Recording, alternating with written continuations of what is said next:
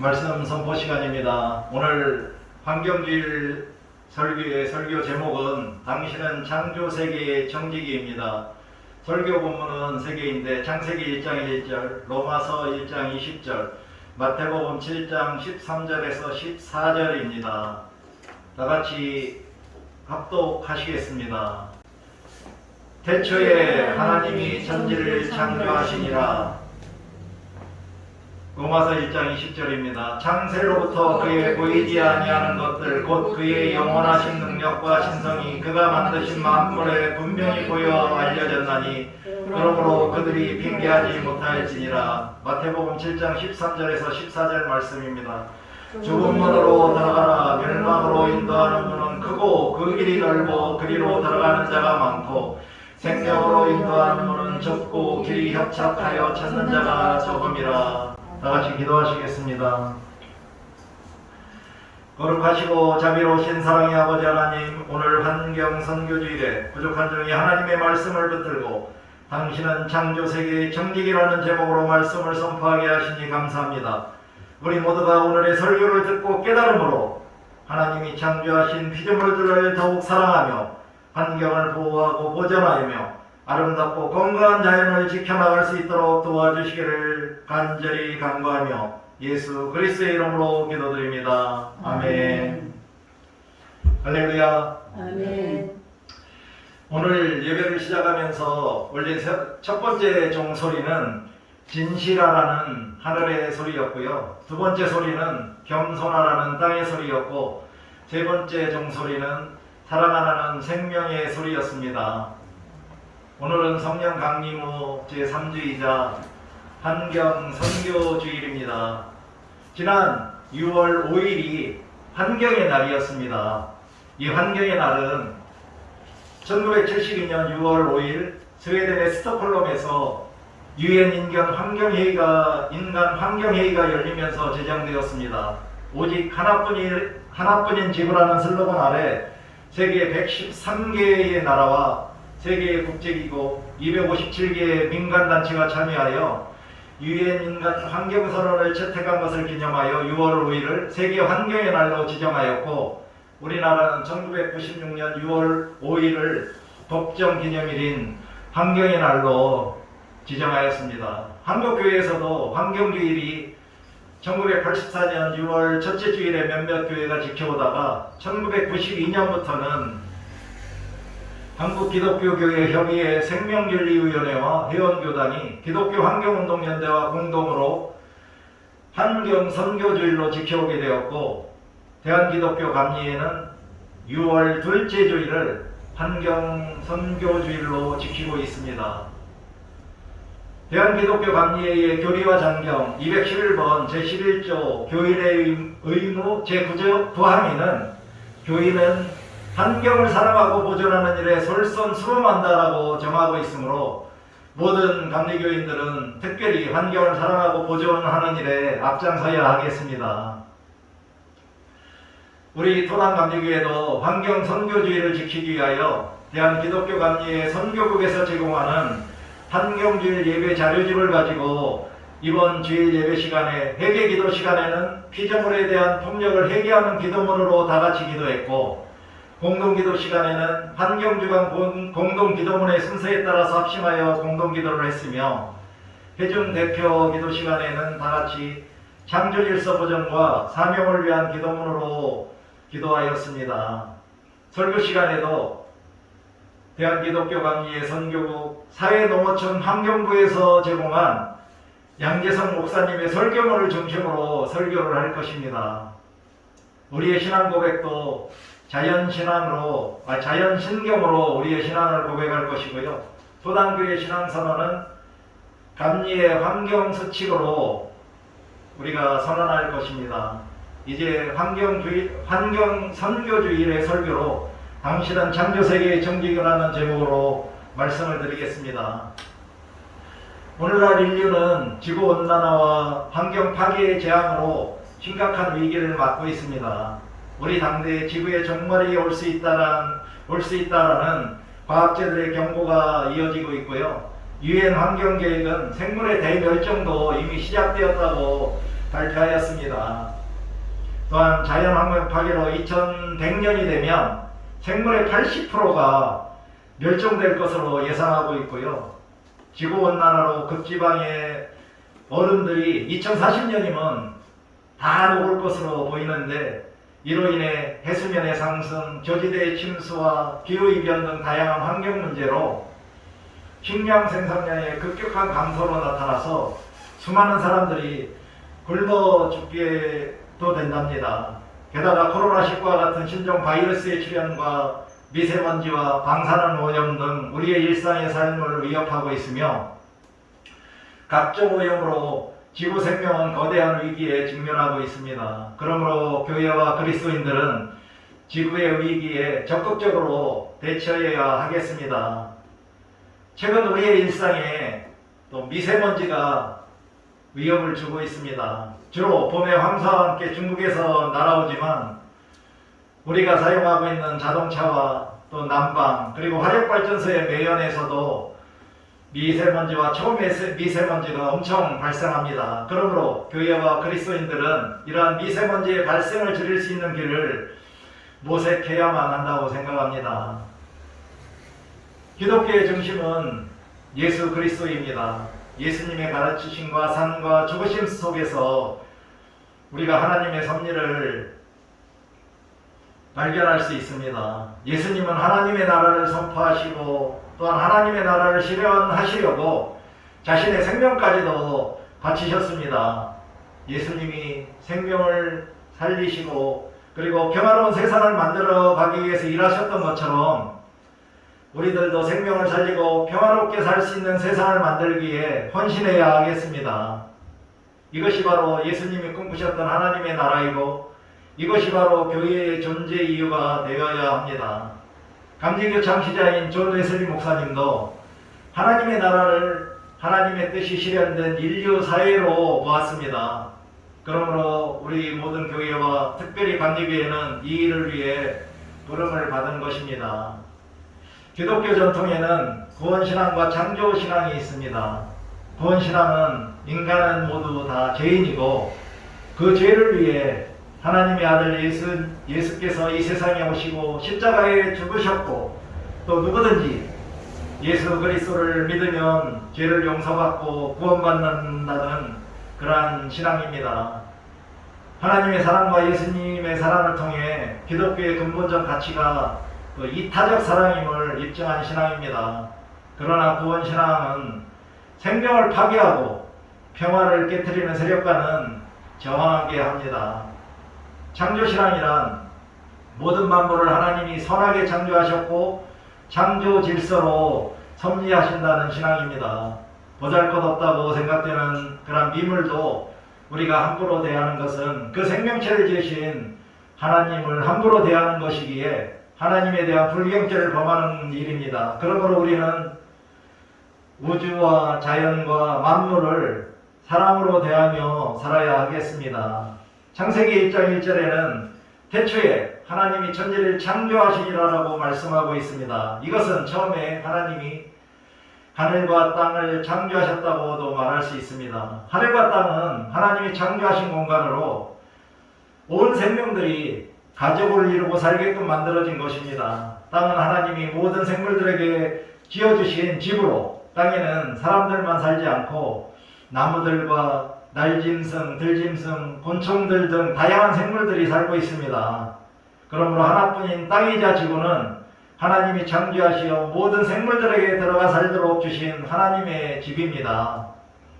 요한복음 1장 3절은 만물이 그로 말미암아 지은 바 되었으니 지은 것이 하나도 그가 없이는 된 것이 없느니라라고 말씀하고 있습니다. 이것은 모든 생물이 말씀으로 말미암아 창조되었고 그 말씀에서 생명을 얻었다는 것입니다. 보이지 않는 하나님이 인간의 육신을 입고 이 땅에 오셨고 그 영광은 하나님의 독생자의 영광이었으며 그분이 바로 예수 그리스도이십니다. 태초에 말씀이 계셨고 그 말씀이 하나님과 함께 계셨으며 그 말씀이 곧 하나님이셨습니다. 하나님은 그 말씀으로 세상을 창조하셨고 만물을 지으셨습니다. 그러므로 창조는 하나님의 말씀이 역화된 신비한 사건이고, 그런 의미에서 보면 창조도 하나님의 성육신 사건입니다. 창세기 1장 31절에는 하나님이 지으신 모든 것을 보시니 보시기에 힘이 좋았더라라고 말씀하고 있습니다. 지으신의 동사인 지어내다 혹은 창조하다라는 말은 낳다라는 말과 의미가 같습니다. 이는 어미가 자식을 낳듯이 하나님의 모든 피조물을 지어내신 것입니다. 그러므로 땅에 사는 모든 피조물은 하나님이 낳으신 한 형제여 자매인 셈입니다. 성인 프란체스코는 태양을 형제로, 달을 자매로, 대지를 어머니로, 사슴을 자매로, 물고기를 형제로 불렀는데 이것은 자연에 대한 그의 탁월한 이해임에 틀림이 없습니다. 우리도 땅에 사는 풀 한 폭이라도 존귀하게 여기며 살아야 하겠습니다. 창세기 3장 8절에서는 주 하나님이 동산을 거니시는 소리를 들었다라고 말씀하고 있습니다. 독일의 여성 수도사 빙헨의 힐데가르트는 하나님은 자연이 너무 아름다워서 매일 매순간 자연으로 찾아오신다고 말씀했습니다. 하나님은 아침 저녁으로 동산을 거니셨다고 창세기 저자도 증언하고 있고요. 이렇듯 하나님은 에덴 동산을 지으시고 또 인간을 이끌어 가셔서 동산을 잘 보고 지키도록 명령하셨습니다. 이렇게 자연 환경을 보존하고 돌보는 일이 하나님 인간에게 맡기신 최초의 사명이므로 우리 모든 그리스도인들도 이 사명에 순종하며 살아야 하겠습니다. 생태 영성가인 마이스터 에크하르트는 자연은 성서 이전의 성서라고 고백하였습니다.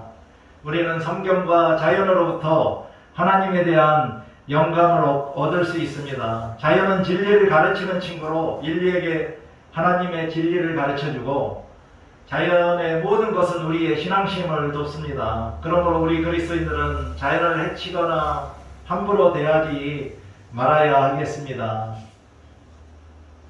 생태신학자 도드는 예수께서 자연계의 비유를 많이 말씀하신 것은 자연계의 질서와 영적인 질서 사이에 내적인 친밀성이 있기 때문입니다. 하나님의 나라는 본질적으로 자연의 과정과 같습니다. 그리고 이어서 자연이야말로 하나님에 이르는 영적인 길이라고 주장했습니다. 아무것도 하지 않으면서 모든 것을 다 하는 자연의 배후에는 하나님의 섭리가 있었던 것입니다. 자연의 내면적 질서 속에는 하나님의 능력과 신비가 담겨져 있고 하나님의 가르침과 사랑이 녹아 있습니다. 그러므로 우리는 자연을 배우며 하나님께 나아가는 길을 배워야 하겠습니다. 로마서 1장 20절에서는 창세로부터 그의 보이지 아니하는 것들 곧 그의 영원하신 능력과 신성이 그가 만드신 만물에 분명히 보여 알려졌나니 그러므로 그들이 핑계하지 못할지니라 라고 말씀하고 있습니다. 이것은 하나님의 보이지 않는 속성 곧 그분의 영원하신 능력과 신성은 사람이 그 지으신 만물을 보고서 깨닫게 되어 있습니다 라고 말씀하고 있는 것입니다. 기독교는 계시의 종교로 보이지 않는 하나님을 보고 느낄 수 있는 것은 전적으로 하나님이 자신을 드러내셨기 때문입니다. 하나님을 만난 사람들의 고백으로 기록된 계시인 성경 말씀을 통해 우리들은 하나님을 배우고 느끼고 만납니다. 그러기에 성경은 하나님과 함께 계셨던 하나님의 아들이 이 땅에 육신으로 오신 예수는 하나님의 사랑과 뜻을 확실하게 드러낸 특별한 계시 사건입니다. 우리는 예수님의 삶과 사랑과 가르침을 통해 우리를 향하신 하나님의 놀라운 사랑을 알게 되었습니다. 예수님의 성육신은 인류에게 또한 이 세상 만물에게 주어진 가장 값진 선물입니다. 그리고 하나님이 지으신 창조세계는 하나님의 마음과 정신과 능력을 드러내는 계시입니다. 그러므로 우리는 하나님의 창조세계인 자연을 사랑하고 아끼면서 자연을 지으신 하나님을 알아가야 하겠습니다. 생태신학자 토마스 베리는 지난 100년 동안 인류가 저지른 가장 큰 범죄는 자연 파괴라고 지적했습니다. 자연을 통하여 부어주신 하나님의 은총과 신비, 그리고 자연의 영감을 상실했다는 것이 인류에게는 가장 큰 불행이라는 것입니다. 로이드 기링 박사는 지금이야말로 저 피안의 세계로 추방한 신성을 다시 교회로 찾아와야 한다고 말했습니다. 그러므로 기독교의 환경운동은 하나님의 신비가 가득한 창조 질서를 보존하는 신앙운동이고 세계관을 바꾸는 정신운동입니다. 또한 생명을 살리는 생태운동이며 변화된 삶을 지향하는 생활운동이요 하나님과의 관계를 회복하는 영성운동입니다. 제인 고달 박사는 위험에 처한 지구를 살릴 수 있는 길은 자연의 재생 능력과 생명을 살리고자 노력하는 인간의 열정이라고 말했습니다. 자연의 재생 능력은 하나님의 몫이니 결국 생명을 사랑하고 그 생명을 살리고자 애쓰는 우리들의 열정이 지구 생태계의 희망인 셈입니다. 지금 하나님은 신음하고 탄식하는 피조물의 해방을 위해 일할 하나님의 자녀들과 창조 세계를 보존하는 창조 세계의 청지기들을 부르고 계십니다. 지구 재앙에서 지구를 살릴 수 있는 유일한 길은 과학과 기술력의 진보가 아니고 인간 삶의 방식을 바꾸는 일이라고 생태운동가들은 주장합니다. 따라서 예수께서 제시하신 좁은 길을 걸어야 합니다. 이것은 우리들이 단순하고 소박하게 살아가며 불편을 감수하는 길입니다. 우리들이 절제하는 삶 속에서 인류의 미래와 지구의 희망이 있는 것입니다. 13세기 생태 영성가인 마이스터 에크하르트는 만물이 제 모습에서 하나님을 드러내 보일 때 하나님은 비로소 하나님이 되신다라고 말했습니다. 그러므로 우리의 삶을 통해 하나님을 드러내 보일 때 하나님은 우리를 위해 영광을 얻으십니다. 우리가 하나님의 계시 사건임을 잊지 마시고 그 길을 걸어가신다면 그건 반드시 창조세계의 청지기로 살게 될 것입니다. 사랑하는 성도 여러분에게 주님의 이름으로 간곡히 부탁드립니다. 무슨 일을 하시든지 사랑으로 하시고 모든 만물을 대함에 있어 하나님 되었다고 착한 마음으로 이웃을 사랑하며 섬기십시오. 생명을 무시하고 평안을 깨뜨리는 불의한 세력에는 저항하고 거짓과 맞서 싸우십시오. 하나님의 진리를 왜곡하는 거짓 예언자들과도 맞서야 합니다. 그리고 하나님의 지으신 자연을 사랑으로 돌보아야 합니다. 이것이 하나님께 드릴 우리의 영적 예배입니다. 신음하고 탄식하는 피조물의 고통과 아픔에 함께 하십시오. 여러분 모두가 하나님이 지으신 창조세계의 청지기로 주님의 뜻을 이 땅에 실현하는 참된 그리스도로 살아가시기를 바랍니다. 아멘. 이제 잠시 눈을 감고 나는 이제까지 어떻게 자연을 대하면서 살아왔는가 회상해 보면서 앞으로는 하나님의 지으신 모든 창조세계의 청지기로서 자연을 사랑하고 환경을 보호하며 살겠다고 다짐하는 묵상을 하도록 하겠습니다. 사랑과 은혜가 충만하신 아버지 하나님, 오늘도 우리들이 환경 선교주의를 맞이하여 현재 우리가 맞닥뜨린 지구의 위기에 대하여 깨닫게 하셨음에 감사를 드립니다. 이 세상을 창조하신 하나님의 자녀이자 창조세계의 청지기로서 자연 만물을 사랑하고 지구 생태계와 환경을 보호하는 데 최선을 다하는 환경 지킴이가 될 것을 다짐하며 예수 그리스도의 이름으로 기도드립니다. 아멘.